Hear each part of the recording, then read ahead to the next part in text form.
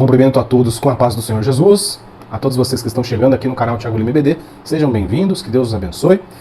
Desde já, peço a você que deixe aqui o seu like, compartilhe esse vídeo, se inscreva no canal, tá certo? E toda vez que você deixa o seu like, é como que uma oferta aqui por bom Thiago, ajuda bastante o vídeo, tá certo? No último vídeo teve, assim, uma repercussão, né? Vamos dizer assim. Eu acredito que pelos likes que teve, projetou melhor o vídeo, tá? O vídeo da aula 2. Bom, então, obrigado a todos que assistiram lá, deixaram um like, e também peço nesse que estejam da mesma forma, sou grato. Mas nesse vídeo nós vamos falar então da aula de número 3 da Sala dos Adultos, da revista, né, O Corpo de Cristo, essa revista aqui, tá certo? Interessantíssimo, né? Origem, Natureza e Vocação da Igreja no Mundo. Então, nós vamos hoje para a aula de número 3, a terceira aula da revista.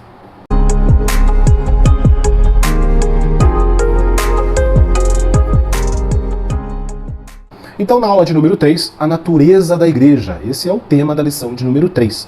Então, nessa lição, veremos que uma igreja genuinamente cristã é confessional, ou seja, ela se fundamenta na palavra de Deus, tá certo? É confessional? Sim, então ela se fundamenta na palavra de Deus. Tem uma dimensão local e universal, ou seja, existe tanto na forma visível como invisível, tá certo? E, finalmente, a igreja genuinamente cristã é una, isto é, não é dividida, pois sem unidade não há igreja. Essa é a nossa introdução para essa lição. Nessa lição, nós vamos ver aqui então a natureza da igreja na sua dimensão confessional, que vai tratar os temas fundamentada na palavra, habitada pelo Espírito, e quem faz parte da igreja anda no Espírito. Esses são os 3 pontos do primeiro capítulo. No segundo capítulo, a natureza da igreja nas suas dimensões local e universal. E vamos falar dos 3 pontos, local e visível, as particularidades da igreja, das igrejas locais, universal e indivisível. São os 3 pontos. E no capítulo 3, a igreja é una. Isso significa que a igreja é indivisível.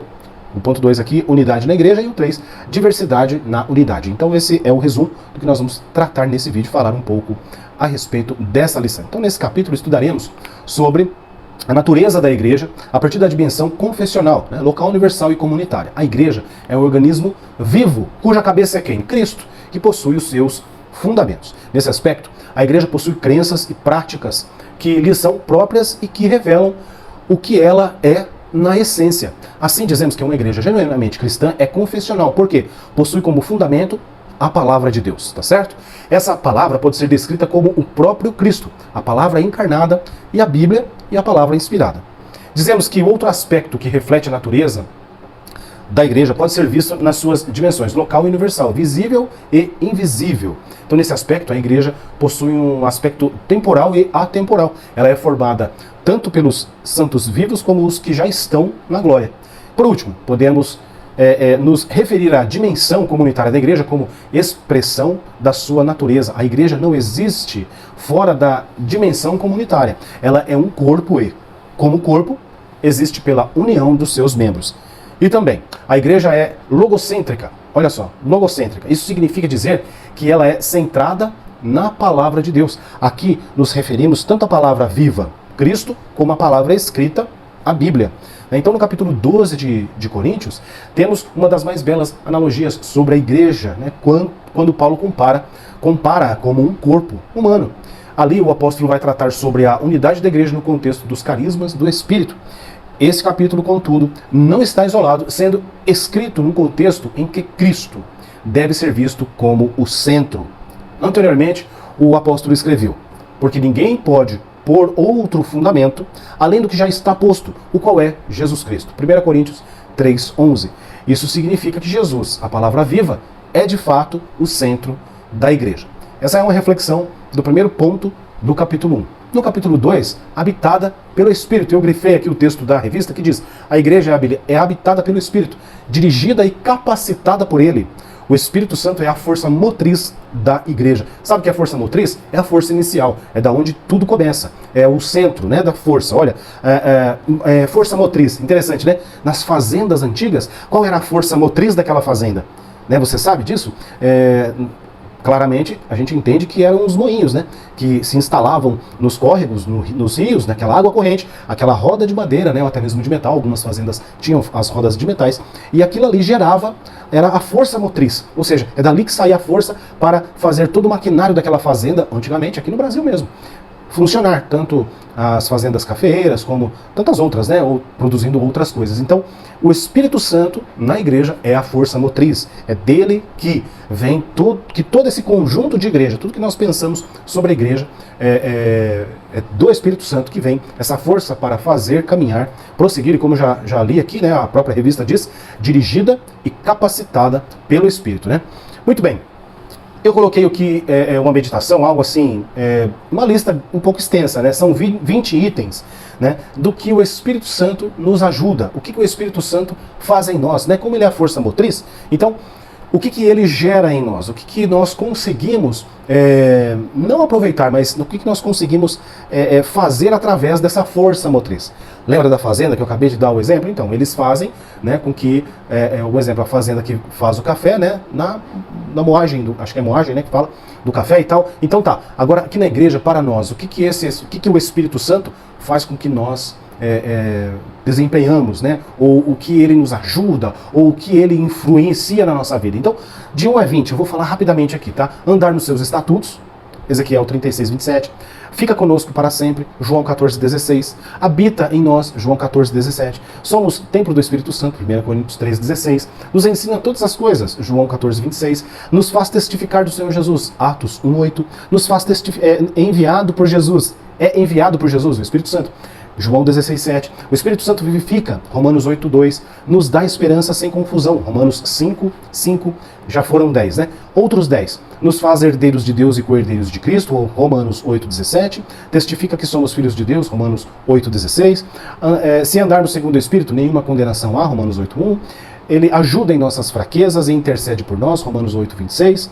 Ele examina o nosso coração, Romanos 8, 27. Então, assim, muitas são as coisas que o Espírito Santo faz em nós como força motriz. E, mais uma vez, vale dizer, né, que ele dirige e nos capacita. Então, eu coloquei aqui uma lista do que o Espírito Santo faz em nós, ou que nós somos dependentes dele, então, para que isso aconteça, ou até que nós, a partir dele, consigamos fazer, né, alcançar aí alguns objetivos. E mais 5, então, e últimos itens dessa minha lista de 20, nos faz carta de Cristo, 2 Coríntios 3:3, nos dá os dons, 1 Coríntios 27, 12, do 7 ao 10, faz-nos produzir frutos, Gálatas 5, do 22 ao 23, faz-nos instrumentos para mostrar o poder de Deus, 1 Coríntios 2:4, e nos fala das coisas futuras, 1 Timóteo 4:1. Então, assim,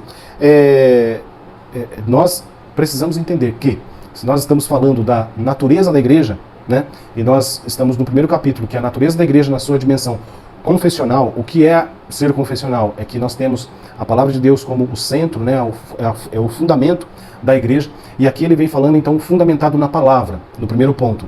E aí no segundo, está falando que é habitada pelo Espírito. Se é habitada pelo Espírito e ele existe uma força motriz, e ele é a força motriz da igreja, então nós somos dirigidos através dele. Então por isso eu coloquei essa listagem aqui para o ponto 2, tá certo? E vale lembrar, né, algo que é pertinente a esse assunto. O cristão incorre em erro quando se deixa levar por carismatismos. Olha, muita atenção nisso. Esse é um termo usado pelos teólogos para referir-se às supostas manifestações atribuídas ao Espírito Santo.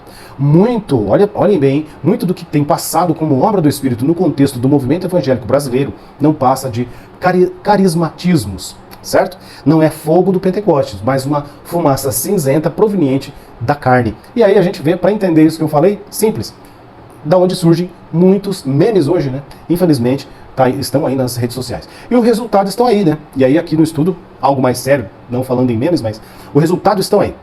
Falsas profecias, falsos milagres e profissionais do púlpito, enriquecendo-se a custas da fé dos incautos, certo? Nesse aspecto temos pregadores de mais e santos de menos. Não podemos atribuir ao Espírito Santo uma obra contaminada pela carne. Então muito cuidado no que você consome, tá? Porque você pode se contaminar.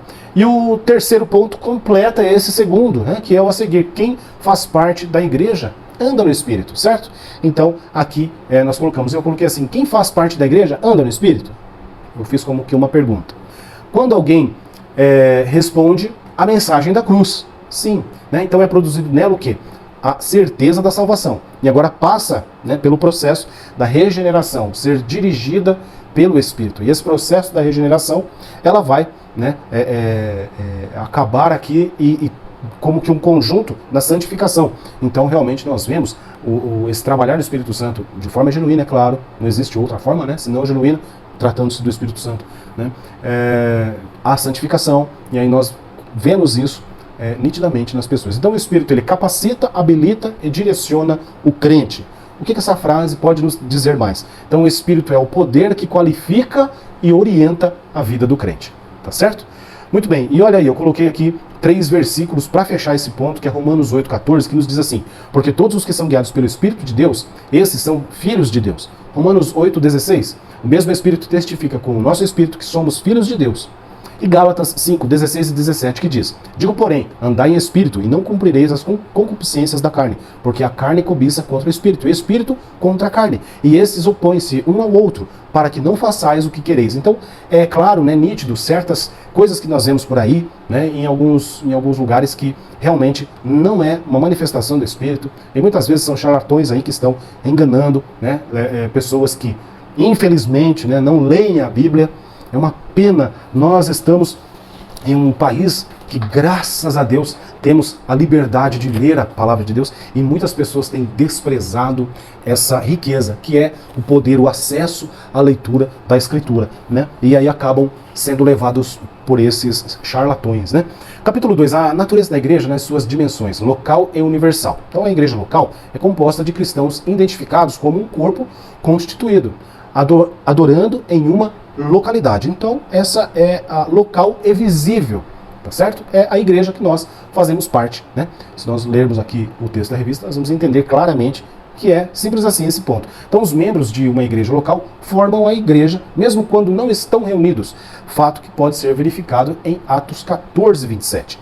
Ali, chegados, reunida a igreja, relataram quantas coisas fizeram Deus com eles. Tá certo? Então, essa igreja, a questão da igreja local e visível, né, ela é como a nossa congregação. Ela é naquele local e ela é visível. Todos que passam veem claramente que ali está uma igreja e que nós somos parte dessa igreja. Tá certo? Estando lá ou não. E nós também levamos essa igreja, que nós somos a igreja, né? Mas a questão dessa natureza é que nós levamos essa igreja por onde quer que andarmos, não é verdade? Então, todos os crentes autênticos são membros do corpo universal de Cristo. Todavia, todos os crentes fiéis devem estar identificados como uma igreja local, onde se reúnem para adoração, confraternização e serviço com alguma regularidade. O que está falando aqui, então? Dos nossos cultos, do momento da escola dominical, certo? E todos os outros trabalhos que envolvem a igreja como um todo. Tá? Então, é justamente isso que nós estamos vendo nesse ponto aqui. E aí, Hebreus 10, 24 e 25, ele diz o quê? E consideremos-nos uns aos outros para nos estimularmos ao amor e às boas obras, e não deixando a nossa congregação, como é costume de alguns, antes admoestando uns aos outros, tanto mais quanto vedes que se vai aproximando aquele dia. Então, é importante estarmos na igreja, é importante estarmos congregando, é importante estarmos em comunhão com os irmãos, tá certo? Hoje mesmo na escola dominical foi falado a respeito disso, né? Que pessoas que falam, não, eu vejo a escola dominical no YouTube, eu vejo o culto aqui sendo transmitido ao vivo no YouTube, não preciso ir, precisa sim, estar convivendo, estar junto, em harmonia, isso é fazer parte do corpo, tá? Então não tem como esse corpo estar separado em um lugar e o restante do corpo do outro. Esse resto de corpo, ele morre, né? Então não tem sentido algum. Qual que é a ideia da revista aqui? Trazer esse assunto para que desperte aqueles que não estão indo, né? E faça saber aqueles que estão indo, que talvez não pararam para pensar nisso, mas é justamente nesse sentido que nós estamos aqui estudando, tá certo? E aí, no segundo ponto, vai falar das particularidades das igrejas locais, né? Quais são as particularidades das igrejas locais? Qual eram as particularidades das igrejas que Paulo escrevia as suas cartas? Que nós temos hoje, que monta o Novo Testamento, né? Eram os problemas encontrados, certo? E em algum momento e outro também, né, ele fala, até o trecho da revista aqui que eu estou fazendo menção, de igual modo as virtudes, tá certo? Então, os problemas e as virtudes. Isso são as particularidades das igrejas locais. Certo? Quais eram, né, os problemas e quais eram as virtudes de Coríntios? Quais eram os problemas e as virtudes de Filipenses, né? Os Filipos. Então, nós vamos vendo isso com tranquilidade dentro da Escritura. Então, olha só, Filipenses 4, 2 e 3 diz assim, ó, rogo a Evódia e rogo a Sintique que sintam o mesmo no Senhor. né, que sintam o mesmo, Senhor. Parece que está tratando um problema aqui. E peço-te também a ti, meu verdadeiro companheiro, que ajude essas mulheres que trabalham comigo no Evangelho e com Clemente e com os meus outros cooperadores, cujos nomes estão no livro da vida. Então, é uma situação, né, lá para Filipenses, que precisava estar sendo tratada, dividida. Então são particularidades da igreja. 2 Tessalonicenses 3, 11 e 12 diz assim: porquanto vimos que algum entre vós andam desordenadamente, olha só, não trabalhando, antes fazendo coisas vãs. A esses tais, porém, mandamos e exortamos por nosso Senhor Jesus Cristo que, trabalhando com sossego, comam o seu próprio pão. Então não tem nada de virtude aqui em nenhuma dessas duas passagens, mas sim de problemas encontrados, né? E me parece que são mais problemas do que virtudes. Por quê? Justamente esse trabalhar, né, esse lapidar dessa igreja que estava se iniciando ali no primeiro século, é que nós temos então agora a diretriz de como caminhar também. Né? Nesse tratar que Paulo faz através das suas cartas, é justamente o lapidar, né? É o que monta a doutrina da igreja. A doutrina bíblica, né? Não estamos falando aqui de usos e costumes. Nitidamente isso, né? Muito bem, e o ponto 3, então, do capítulo 1 aqui, o que nós vemos? A igreja universal e invisível, né? A igreja universal e invisível. Então a igreja não está limitada, né? A igreja de Cristo, o corpo místico de Cristo, né? Esse que nós encontramos no espiritual, no âmbito da fé, né? Aqueles que creem em Cristo da maneira bíblica, que tem como fundamento a palavra, né? Então vamos crer da mesma maneira. A igreja não está limitada ao espaço geográfico ou físico. Assim, a igreja universal é invisível e formada por todos os cristãos, o quê? Regenerados, que estão em todos os lugares. E por aqueles que já estão também na glória, tá certo? Não se limitando somente à dimensão terrena. Em Hebreus 12, 23, o que nos diz lá? A Universal Assembleia e Igreja dos Primogênitos, que estão inscritos nos céus, e a Deus, o juiz de todos, e aos espíritos dos justos aperfeiçoados. Fala justamente daqueles que partiram para a glória. Tiago 1,18 diz assim: segundo a sua vontade, ele nos gerou pela palavra da verdade, para que fôssemos como primícias das suas criaturas. Então a igreja é divina, as denominações são humanas, tá certo? As denominações podem ser temporárias, agora a igreja não. A igreja não é temporária. As denominações podem desaparecer, mas a igreja de Jesus é indestrutível, tá certo? Mateus capítulo 16, o verso 18 diz assim: pois também eu te digo que tu és Pedro, e sobre essa pedra edificarei a minha igreja, e as portas do inferno não prevalecerão contra ela. Então, há grupos que se autodenominam, né, igrejas, contudo são sinagogas de Satanás. Entretanto, o que fará com que uma igreja ou denominação seja cristã é a sua fidelidade a Cristo e às Escrituras Sagradas, tá certo? É isso que vai, fazer com que ela realmente seja, né, igreja de Cristo. Muito bem, vamos para então o capítulo 3. Se você está assistindo até aqui, eu quero agradecer e mais uma vez pedir para você se inscrever aqui no canal, deixar o seu like, que é muito importante. O YouTube, das métricas do YouTube, né, eles fazem com que essas curtidas, que não custa nada, é simplesmente um clique que você faz aí, me ajuda bastante, ajuda o canal, e esse vídeo chega a mais pessoas. Capítulo 3, então, a igreja na sua dimensão comunitária. Então a igreja é una. Isso significa que a igreja é indivisível, ela não se divide, tá certo? Então a natureza da igreja também pode ser vista na sua dimensão comunitária. Aqui, o principal aspecto a ser observado está relacionado à unidade da igreja. Cristo tem um só corpo, que é a sua igreja. Nesse aspecto, a igreja como corpo de Cristo é indivisível, certo? Entendemos até aqui? Então, no aspecto, né, espiritual, a igreja é uma. Quantas pessoas nós já ouvimos falar, né, que estão na igreja, mas não estão conectados com o Senhor, certo? Então, em vários lugares existem essas pessoas, né, infelizmente. Mas em várias denominações existem pessoas também que estão conectadas com Deus através de Cristo, fundamentadas através da sua palavra, mas que de repente não são da mesma denominação, mas ela é a igreja de Cristo, tá certo? Então, escrevendo aos Coríntios, o apóstolo Paulo indagou: está Cristo dividido?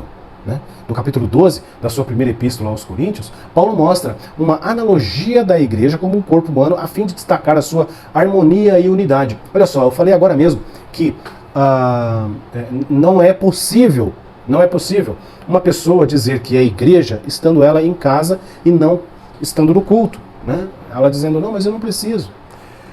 precisa. Esse corpo não é dividido, não é separado, o corpo é junto. E o momento de nós mostrarmos que somos o corpo de Cristo é justamente, um dos momentos é justamente estarmos juntos no culto, estarmos reunidos, louvando, adorando ao nosso Senhor, juntos. Isso é importantíssimo. Então, isso fala do quê? Da harmonia e unidade. Muito do que nós estamos falando aqui, nós falamos na aula 2, na aula passada. É interessante. Então, assim como o corpo é unido, precisa ser unido, estar junto, ser unido. Havendo harmonia entre os seus membros e órgãos, assim também é a igreja. Essa é a igreja proposta na Bíblia. Essa é a igreja que a Bíblia diz, olha, precisamos ser assim, estar assim. Contudo, unidade não significa uniformidade, tá certo? Não quer dizer que a regularidade do modo de agir e de sentir são o mesmo, é a mesma coisa. Então, uniformidade é diferente. O que é uniformidade? Uniforme, né? Vem da palavra uniforme. Uniformidade é como se todos tivessem o mesmo sentimento. Não. As pessoas têm sentimentos e maneiras de agir, de sentir diferentes, tá certo? Mas só um adendo aqui a respeito dessa palavra que é uniformidade. Pra gente não confundir, né? O que é unidade e uniformidade. É diferente. Bom, o ponto 2, então, do capítulo 3 diz assim, que é a unidade na igreja, né? O tema é unidade na igreja. Mais uma vez, a unidade não significa uniformidade, tá certo? Uniformidade, uniforme, né? No exército nós vemos que o exército existe a uniformidade.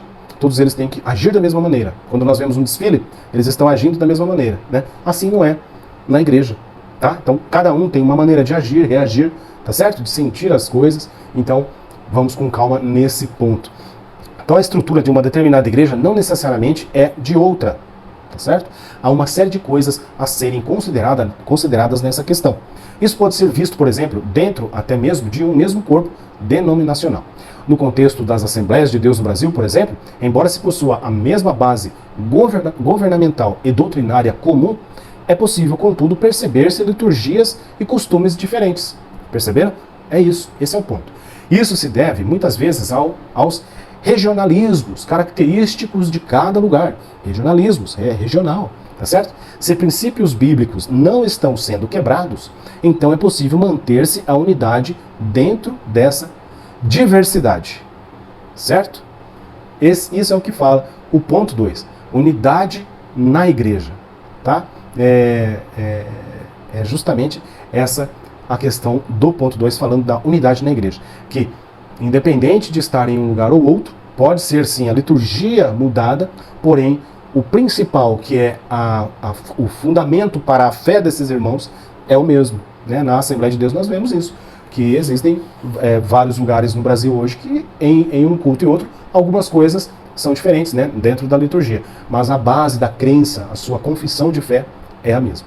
Bom, e aí o capítulo 3, aí o ponto 3 diz o seguinte, a diversidade na unidade. E aí está grifado aqui, da mesma forma, os cristãos devem buscar esse tipo de unidade, tá certo? Qual o tipo de unidade? Que é o que traz o texto aqui, que fala do tipo da trindade, né? Como Deus quer que eu seja, essa é a pergunta. Então, o que o texto diz aqui? Olha, isso reverbera o anseio de Jesus pela unidade de seus discípulos, tá? Ali há o que os teólogos chamam de unidade de essência. Na trindade, o Pai, o Filho e o Espírito Santo são pessoas diferentes, com uma mesma essência, possuindo a mesma substância em um só propósito. Olha, eu achei interessante essa explicação da questão da trindade, né? Mas essa diversidade na unidade é justamente isso, como que na trindade, e é isso que nós precisamos buscar viver dentro da igreja, tá certo? E aí eu coloquei essa pergunta, como Deus quer que eu seja? Né? Como que Deus quer que eu seja? Se nós entendemos que nós precisamos estar na igreja, inseridos ali, juntos, né? No mesmo culto, com a mesma fé, no mesmo propósito, mas como que Deus quer que eu seja? Dentro desse corpo, qual é a minha função nesse corpo? O que eu vou desempenhar, né? Eu listei aqui 3 pontos, tá? 3 pontos para a gente pensar. É claro que se você, professor, está me ouvindo, aumenta aí, vai, né, do que o Espírito Santo te fazer lembrar. Mas olha só, como que Deus quer que eu seja? Que acredite mais, né? Em Deus, na sua palavra, na sua promessa, tá certo? Como Deus quer que eu seja? Que acreditemos mais nisso. Ou 2, eu coloquei, que ame mais as coisas dele, do Senhor, né? Tudo que envolve a igreja é dele. Então que nós possamos estar amando mais as coisas do Senhor para nos envolver mais ainda. E que obedeça a cada dia mais e mais, certo? Que obedeça realmente a palavra do Senhor cada dia mais e mais. Então, as pessoas estão vivendo cada vez mais sob o controle do quê? Da palavra de Deus ou das suas opiniões? Não é verdade? Então nós precisamos diferenciar isso. Ah, mas eu acho que isso é errado. Ah, eu acho que isso não poderia ser assim. Calma, vamos ver o que o texto diz. Né? Vamos ver o que o texto sagrado diz, que a Bíblia nos fala, que ela nos ensina. Esse é o nosso fundamento. Esse é o nosso fundamento. Né? Essa palavra é o nosso fundamento. Então, coloquei aqui, no ponto que acreditemos mais, eu coloquei 3 versículos, né, que falam da fé. Mas o justo viverá pela fé, e se ele recuar, a minha alma não tem prazer nele. Hebreus 10, 38. Porque todo que é nascido de Deus vence o mundo. E essa é a vitória que vence o mundo. O que é? A nossa fé. Né? Porque ele se descobre a justiça de Deus de fé em fé. Como está escrito, mas o justo viverá pela fé. Romanos 1,17. Que amemos mais as coisas dele. E eu coloquei aqui para esse ponto, Hebreus 12:2, que nos diz, olhando para Jesus. Olhando para Jesus, não importa o que está acontecendo. Olhe sempre para Jesus, autor e consumador da fé, o qual, pelo gozo que lhe estava proposto, suportou a cruz, desprezando a afronta, e assentou-se à destra de Deus, do trono de Deus. Depois para finalizar, aqui, né, que obedeça a cada dia mais e mais, eu coloquei aqui 3 versos também, que reflete a isso, né? Porque vocês me chamam Senhor, Senhor, e não fazem o que eu digo? Essa palavra é uma palavra dura. Lucas 6,46. Também, sejam praticantes da palavra, e não apenas ouvintes, enganando vocês mesmos. Tiago 1,22. E como filhos obedientes, não se deixem amoldar pelos maus desejos de outrora, quando viviam na ignorância. 1 Pedro 1,14. Então, para remeter aqui, né, e fazer esse link com o ponto 3, que nós acreditemos mais nele, que amemos mais as coisas do Senhor e que obedeça cada dia mais e mais a sua palavra, e não que nós não possamos ser levados pelas nossas opiniões ou até mesmo de outros, né? Tá certo, meus irmãos? Eu acho que nós falamos de tudo aqui, né? A natureza da igreja na dimensão confessional, a natureza da igreja nas suas dimensões local e universal, e a igreja na sua dimensão comunitária. Tá? Espero que Deus em Cristo Jesus te abençoe. Obrigado por estar aqui comigo no vídeo. Esse vídeo é um vídeo curto, e a ideia é essa mesmo, falar rapidamente, trazendo mais o ponto que traz aqui a lição, né? O que o autor colocou, indo justamente no ponto principal aqui, sem estender muito, né, no contexto, para o vídeo não ficar cansativo. Espero que você goste, né, desse modelo. Próximo vídeo é a lição de número 4. E está sendo muito bom, né, falar aqui a respeito do corpo de Cristo. Como eu disse na aula de número 1, é uma lição que não é tão prática quanto ao trimestre passado, que nós falamos a respeito de missiologia, né, e missões. Mas eu disse também, e repito, que mesmo sendo uma revista, um tema mais teológico, mais de aprender o que é, o que não é, que ele possa ser prático em nossas vidas. Independente disso, né, que nós possamos compreender aqui os significados do que é ser igreja, do que a igreja faz, do que a igreja espera, do que a igreja é destacada na palavra de Deus, e isso com certeza é enriquecimento para nós, tá certo? Que nós possamos ser gratos cada dia mais. Que Deus abençoe em nome de Jesus e até o próximo vídeo.